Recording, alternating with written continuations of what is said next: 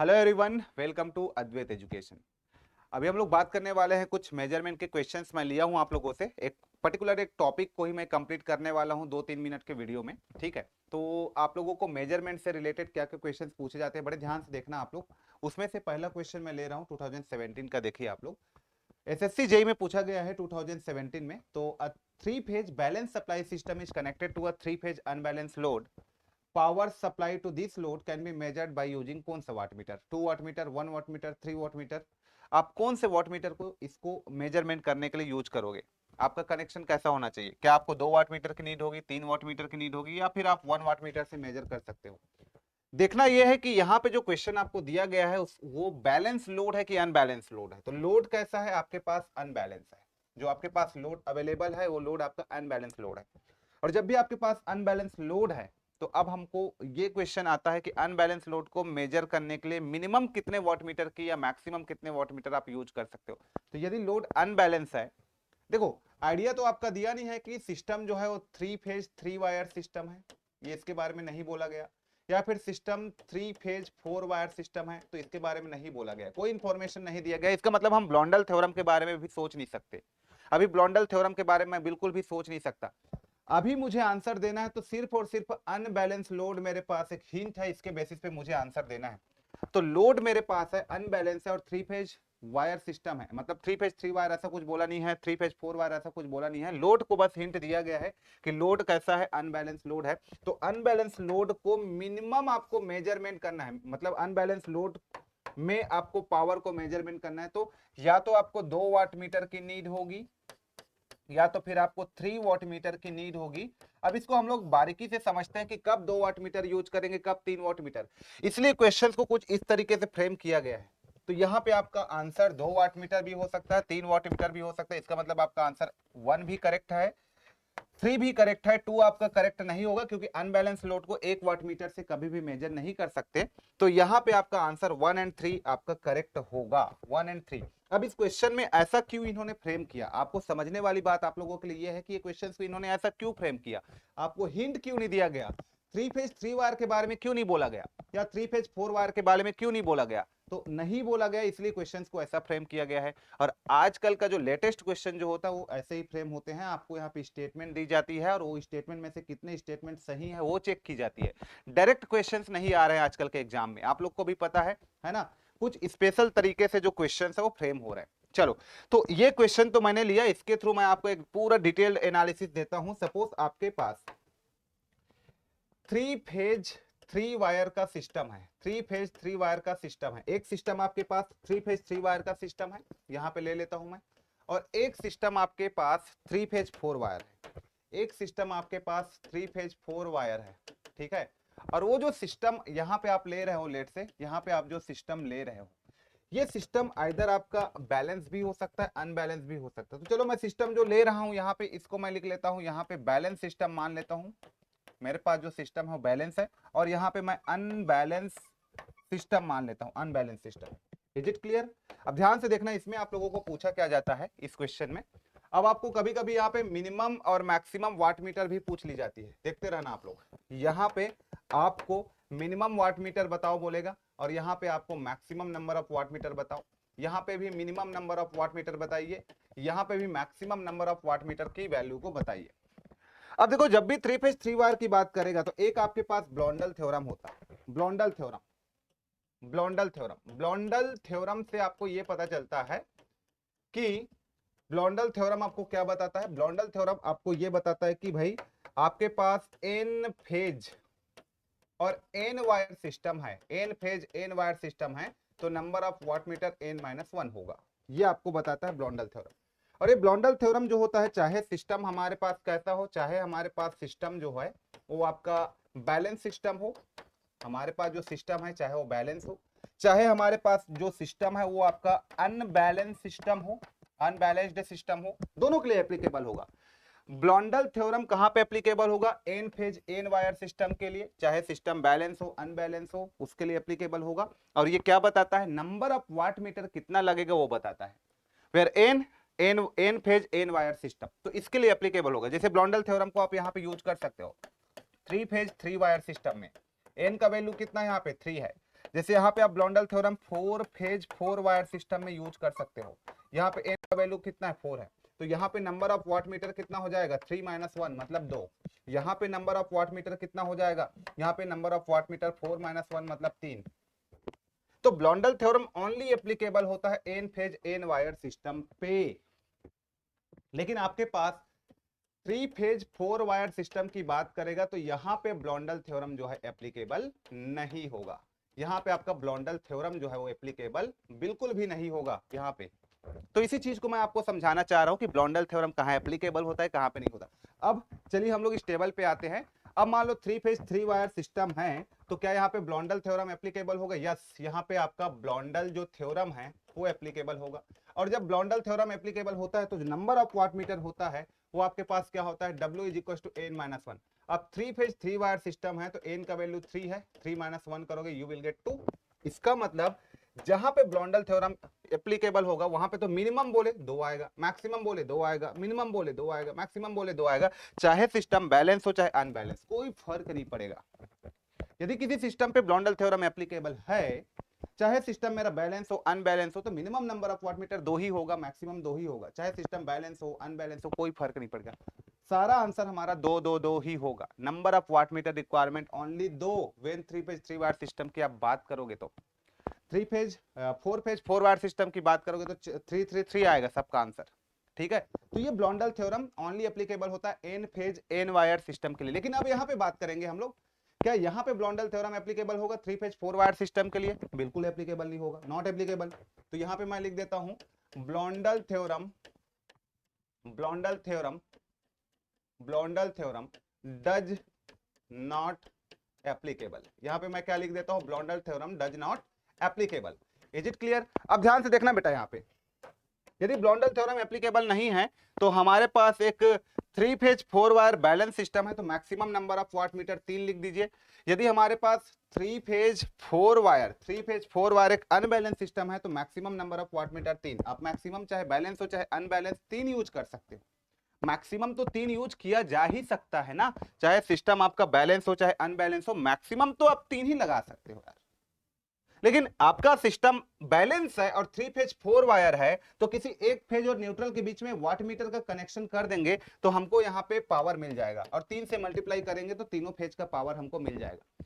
तो यदि आपके पास 3 फेज 4 वायर है और बैलेंस सिस्टम है तो एक वाट मीटर से आप किसी एक फेज का पावर को निकालो और मल्टीप्लाई 3 कर दो तो आ जाएगा। लेकिन मैक्सिमम तो आप 3 हो, 3 ही लगा सकते हो। ठीक है, अब क्वेश्चन यहां पे बनता है कि यदि आपके पास 3 फेज 4 वायर एक अनबैलेंस सिस्टम है, यहां पे minimum number of watt meter कितना होगा ये आपसे पूछेगा। तो ये एक अच्छा क्वेश्चन बनता है और यहां पे बहुत लोग कंफ्यूज होते हैं, 2 को लगाएं कि 3 को लगाएं ऐसा करके। तो क्वेश्चन क्या बन गया, 3 फेज 4 वायर अनबैलेंस सिस्टम है, minimum number of watt meter आपको पूछेगा तो यहां पे आपका 2 हो जाएगा मिनिमम, और मैक्सिमम पूछेगा तो नो डाउट 3 लगा सकते हो आप। ठीक है, तो अभी जो क्वेश्चन हमने लिया था ना उसमें ये इसके बारे में इंफॉर्मेशन नहीं दी थी कि 3 फेज 3 वायर है या 3 फेज 4 वायर है, उसके बारे में कुछ नहीं बोला था। बस हिंट ये दिया गया था कि जो लोड है वो अनबैलेंस है। तो लोड जब अनबैलेंस है तो वो लोड अनबैलेंस है तो देखो अनबैलेंस में वाट मीटर या तो 2 2 2 हो सकता है या तो 3 हो सकता है, एक कभी नहीं होगा। इसलिए हमारा आंसर 2 या 3 कुछ भी लगा सकते हैं। चाहे सिस्टम हमारा अब अनबैलेंस सिस्टम है, चाहे सिस्टम अब हमारा 3 फेज 3 वायर हो, चाहे सिस्टम 3 फेज 4 वायर हो, हमारा आंसर 2 या 3 दोनों करेक्ट होगा। क्योंकि उन्होंने दिया ही नहीं था 3 फेज 3 वायर है या 3 फेज 4 वायर है, हमने ब्लॉन्डल थ्योरम अप्लाई कर ही नहीं पाए उसमें। तो इसलिए आपका जो करेक्ट आंसर वहां पे हम लोगों ने जो लगाया था उसका आ गया था 2 और 3 आपका करेक्ट आंसर था। इससे रिलेटेड और बहुत से क्वेश्चन बनता है, 8 क्वेश्चन आपके पास बनते हैं इससे रिलेटेड। कैसे देखिए, यदि आपके पास 3 फेज 3 वायर एक बैलेंस सिस्टम है तो minimum number of watt meter 2 होगा। यदि 3 फेज 3 वायर बैलेंस सिस्टम है तो maximum number of watt meter 2 होगा। यदि 3 फेज 3 वायर अनबैलेंस सिस्टम है तो minimum number of watt meter 2 होगा। यदि आपके पास 3 फेज 3 वायर अनबैलेंस सिस्टम है तो maximum number of watt meter 2 होगा। ये 4 क्वेश्चन हो गए, 4 क्वेश्चन इधर से बनेगा। यदि 3 फेज 4 वायर बैलेंस सिस्टम है तो minimum number of watt meter 1 होगा। यदि 3 फेज 4 वायर बैलेंस सिस्टम है तो maximum number of watt meter 3 होगा। यदि 3 फेज 4 वायर अनबैलेंस सिस्टम है तो minimum number of watt meter 2 होगा। यदि 3 फेज 4 वायर अनबैलेंस सिस्टम है तो यहाँ पे maximum number of watt meter 3 होगा। तो इस तरीके से नंबर ऑफ वाट मीटर को कैलकुलेट कर सकते हो। यदि आप 3 फेज 3 वायर है तो कुछ भी वरी करने की नीड नहीं है, सबका आंसर 2 2 2 2 हो जाएगा। ब्लॉन्डल थ्योरम एप्लीकेबल है, इसलिए n-2 n-1 कर दो डायरेक्ट। लेकिन 3 फेज 4 वायर बोल दिया तो ब्लॉन्डल थ्योरम एप्लीकेबल नहीं है, तो मैक्सिमम में 3 लिखिए और मिनिमम बैलेंस के लिए 1 और मिनिमम अनबैलेंस के लिए 2। तो ऐसे करके टेबल आपको याद कर लेना है, ठीक है। इससे आप सारे क्वेश्चंस को, ये जो 8 क्वेश्चन बनता है वो 8 क्वेश्चन को आप कवर कर सकते हो और इस टॉपिक से आजादी पा सकते हो हमेशा के लिए। तो ये टेबल है, बस इसको आपको याद करना है। और याद क्या करना हो तो क्लियर हो गया वैसे भी, है ना। अब इससे कुछ भी क्वेश्चन आता है तो आपको बड़े आराम से बन जाएगा, कोई दिक्कत नहीं होगा। जैसे कि देखिए, और आपके एसएससी जे में इसी टॉपिक से बहुत से क्वेश्चंस आए हुए हैं, जैसे कि यहाँ पे देख सकते हो आप लोग। ये क्वेश्चन को देखिए आप, क्या बोला जा रहा है, the minimum number of watt meter required to measure 3 phase 3 wire. अब आपका 3 फेज 3 वायर है तो कुछ देखने की जरूरत ही नहीं है, इसका आंसर 2 लगाइए। चाहे वो क्या बोले आपको, बैलेंस बोले, अनबैलेंस बोले, मिनिमम बोले, मैक्सिमम बोले, यार कुछ भी बोले यार। 3 फेज 3 वायर बोल दिया मतलब आपका आंसर 2 ही होना चाहिए, क्योंकि यहाँ पे ब्लॉन्डल थ्योरम एप्लीकेबल है। 2012 में आया हुआ था। देखिए अगला 2015 का क्वेश्चन देखिए, 2015 का, the maximum number of watt meter required to measure 3 phase 3 wire balance. 3 phase 3 wire बोल दिया मतलब बैलेंस मत देखो, अनबैलेंस मत देखो, कुछ भी मत देखो, आपका आंसर क्या होने वाला है, 2 ही होने वाला है। तो इसका भी बी आंसर करेक्ट हो जाएगा। यहाँ पे देखिए अगला क्वेश्चन, यहाँ पे देखिए, the maximum number of watt meter required 3 phase 4 wire. 3 phase 4 wire दे दिया तो इसका मतलब आपको ध्यान देना पड़ेगा, सिस्टम कैसा है, बैलेंस है, बैलेंस सिस्टम है और मैक्सिमम बोला गया है, तो मैक्सिमम है, बैलेंस है और मैक्सिमम बोला है तो 3, मैक्सिमम बोला है तो 3, ऑप्शन नंबर सी आपका करेक्ट। देखना टेबल को आराम से, आप लोग टेबल से मैच करके देखिए। तो 3 फेज 4 वायर था और बैलेंस सिस्टम चाहे अनबैलेंस बोलता, मैक्सिमम बोल दिया मतलब आपका आंसर 3 ही आएगा। Is it clear. अगला यहाँ पे, अगला क्वेश्चन यहाँ पे और आया होगा, देखिए, है ना। सारे क्वेश्चंस को मैंने कवर कर दिया। The minimum number of watt meter required to 3 phase 4 wire. देखो 3 फेज 4 वायर है, सिस्टम कैसा है, बैलेंस है, और बैलेंस है तो minimum number of watt meter कितना होगा, 1 होगा कि नहीं होगा, इसका मतलब ऑप्शन नंबर ए। देखिए कितना आसानी से सारे क्वेश्चन आपके बन रहे हैं, 2015 में आया हुआ क्वेश्चन है, ठीक है। अगला देखिए यहाँ पे क्वेश्चन नंबर 4 के बाद यहाँ पे चलिए, तो इतने ही क्वेश्चंस है, 8 क्वेश्चंस आपके इस टॉपिक से बनते हैं, मैंने 8 क्वेश्चंस को कवर कर दिया। अब इंपॉर्टेंट ये है कि हम लोग, आप सभी लोगों के लिए, जितने लोग भी प्रिपरेशन करना चाहते हैं, चाहे आप 1-2 साल से प्रिपरेशन कर रहे हो या अभी फ्रेशर बच्चे आप लोग होंगे और एसएससी जेई जैसे आप एग्जाम का प्रिपरेशन करना चाहते हो, तो आप लोगों के लिए हम लोगों ने एक संकल्प बैच यहाँ पे लॉन्च किया है। एसएससी जेई के लिए स्पेशली फोकस्ड है वो बैच, जिसमें लाइव क्लासरूम प्रोग्राम रखा गया है, लाइव आपको पढ़ाया जाएगा। इलेक्ट्रिकल इंजीनियरिंग स्टूडेंट के लिए क्लास 15 तारीख से स्टार्ट हो जाएगा, 15 जून से स्टार्ट हो जाएगा, है ना। क्लास को आपको ज्वाइन करना है तो आप download GATE Academy live classes app from Google Play. यहाँ पे गूगल प्ले में जाएंगे, वहां से GATE Academy live classes app download करेंगे। कोर्स की मैं प्राइसेस की बात करूं तो ऑफर प्राइस आप लोगों के लिए 4,500 रुपए ऑनली रखा गया है। ये ऑफर प्राइस है। कब तक के लिए ऑफर है ये ऑफर केवल 15 जून तक के लिए है, मतलब कल तक के लिए है। उसके बाद इस कोर्स का जो प्राइस है वो इंक्रीज होकर के 14,000 हो जाएगा। तो आप लोगों को 14,000 का प्रोडक्ट 4,500 रुपीज पे ऑनली आप लोगों को यहाँ पे प्रोवाइड कर रहे हैं हम लोग। तो काफी ज्यादा ऑफर रखा गया है आप लोगों के लिए। आप लोगों को कोई भी डाउट्स है, कोई भी क्वेरीज है, कोई भी क्वेश्चंस करना चाहते हो तो ये दिए गए नंबर्स पे आप कांटेक्ट कर सकते हैं। 3 नंबर यहाँ पे दिख रहा होगा आप लोगों को, इनमें से कोई सभी नंबर पे आप कांटेक्ट करके इस कोर्स के बारे में पूरा डिटेल आप ले सकते हैं, ठीक है। हाँ, इस कोर्स के कुछ फीचर्स हैं, जैसे कि आपका 750 प्लस आवर्स का टोटल कंटेंट होगा ऑल एक्सपर्ट फैकल्टीज के थ्रू। और आपको पता है कि ये डिटेल्ड कोर्स है, ये कोई क्रैश कोर्स नहीं है। ऑल्दो आप लोगों को लग रहा होगा प्राइस को देख के कि 4,500 में क्रैश कोर्स पढ़ाएंगे और 2 महीने में कंप्लीट कर देंगे, बिल्कुल भी ऐसा नहीं है। ये डिटेल्ड कोर्स है, आप लोगों को बहुत ही डिटेल्ड वे में चीजों को आपको पढ़ाई जाएगी, तो इस धोखे में बिल्कुल भी मत रहना आप लोग, ठीक है। वर्कबुक आपको पीडीएफ के फॉर्मेट में दी जाएगी, जिसमें 3,000 प्लस प्रैक्टिस क्वेश्चंस अवेलेबल रहेंगे। लैंग्वेज इस कोर्स का हिंदी और इंग्लिश रखा गया है, रखा जाएगा, क्योंकि ये लाइव कोर्सेस है। और रिकॉर्डेड लाइब्रेरी भी हमारे पास अवेलेबल है, यदि कुछ एग्जाम्स का डेट्स एंड ऑल कभी कभी हो जाता है तो उसके लिए रिकॉर्डेड लाइब्रेरी भी होता है ना। और गाइडेंस भी आपको मिलेगा यहाँ पे एचओडी सर्स के थ्रू, एक्सपर्ट्स गाइडेंस आपको मिलेंगे यहाँ पे। आप लोगों के डाउट्स को क्लियर करने के लिए सेपरेट टेलीग्राम ग्रुप या फिर व्हाट्सएप ग्रुप बनाई जाएगी, जिसमें आप अपने डाउट्स को क्लियर कर सकते हो, जिसमें आप लोग हमसे बातें कर सकते हो। मंथली ऑनलाइन प्रैक्टिस टेस्ट इसमें मिलेगा, वीकली प्रैक्टिस प्रॉब्लम्स आपको मिलेगा, और कोर्स की वैलिडिटी 1 साल का होने वाला है, मतलब कंप्लीटली 365 डेज की वैलिडिटी कोर्स की होने वाली है। तो ये कोर्स का डिटेल आप लोग इन दिए गए नंबर्स पे आप लोग यहाँ पे पूछ सकते हो, या तो फिर direct GATE Academy live classes app को डाउनलोड करिए आप। ठीक है, ठीक है। तो इसमें जो BEE है वो 15 तारीख से ही स्टार्ट हो रहा है, 2:45 से शाम को, मतलब 2:45 PM पे BEE स्टार्ट हो रहा है, और 5 PM में आपका जियोग्राफी स्टार्ट हो रहा है। तो टेक्निकल और नॉन टेक्निकल दोनों को हम लोग दोनों साइड से हम लोग कवर करने की कोशिश कर रहे हैं, जिसमें पहला सब्जेक्ट आपका बेसिक इलेक्ट्रिकल और दूसरा सब्जेक्ट आपका जियोग्राफी स्टार्ट हो रहा है। ओके, ऑफर प्राइस एक बार और बता देता हूं, 4500 रखा गया है, जो कि वैलिड है ओनली 15 जून तक। ठीक है, उसके बाद आप लोग बोलोगे कि सर कोर्स का प्राइस कम कर दो, तो फिर पॉसिबल नहीं है, क्योंकि इतने सारे फैकल्टीज आपको पढ़ाते हैं, है ना।